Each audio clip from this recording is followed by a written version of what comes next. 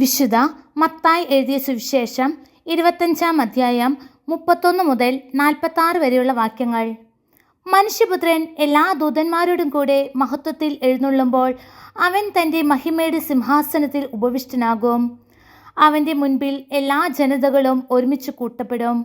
ഇടയൻ ചെമ്മരിയാടുകളെ കോലാടുകളിൽ നിന്ന് വേർതിരിക്കുന്നത് പോലെ അവൻ അവരെ തമ്മിൽ വേർതിരിക്കും. അവൻ ചെമ്മരിയാടുകളെ തൻ്റെ വലതുവശത്തും കോലാടുകളെ ഇടതുവശത്തും നിർത്തും. അനന്തരം രാജാവ് തൻ്റെ വലതുഭാഗത്തുള്ളവരോട് അരുളി ചെയ്യും, എൻ്റെ പിതാവിനാൽ അനുഗ്രഹിക്കപ്പെട്ടവരെ, വരുവിൻ, ലോകസ്ഥാപനം മുതൽ നിങ്ങൾക്കായി സജ്ജമാക്കിയിരിക്കുന്ന രാജ്യം അവകാശപ്പെടുത്തുവിൻ. എന്തെന്നാൽ എനിക്ക് വിശന്നു, നിങ്ങൾ ഭക്ഷിക്കാൻ തന്നു. എനിക്ക് ദാഹിച്ചു, നിങ്ങൾ കുടിക്കാൻ തന്നു. ഞാൻ പരദേശിയായിരുന്നു, നിങ്ങൾ എന്നെ സ്വീകരിച്ചു. ഞാൻ നഗ്നനായിരുന്നു, നിങ്ങൾ എന്നെ ഉടുപ്പിച്ചു. ഞാൻ രോഗിയായിരുന്നു, നിങ്ങൾ എന്നെ സന്ദർശിച്ചു.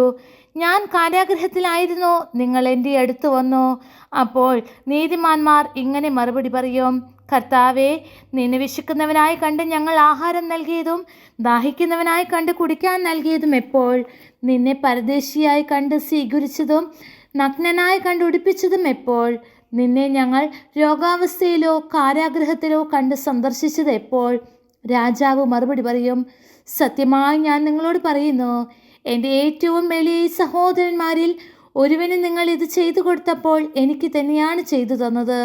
അനന്തരം അവൻ തൻ്റെ ഇടതുഭാഗത്തുള്ളവരോട് പറയും, ശപിക്കപ്പെട്ടവരെ, നിങ്ങൾ എന്നിൽ നിന്ന് അകന്ന് പിശാചിനും അവൻ്റെ ദൂതന്മാർക്കുമായി സജ്ജമാക്കിയിരിക്കുന്ന നിത്യാഗ്നിയിലേക്ക് പോകുവിൻ.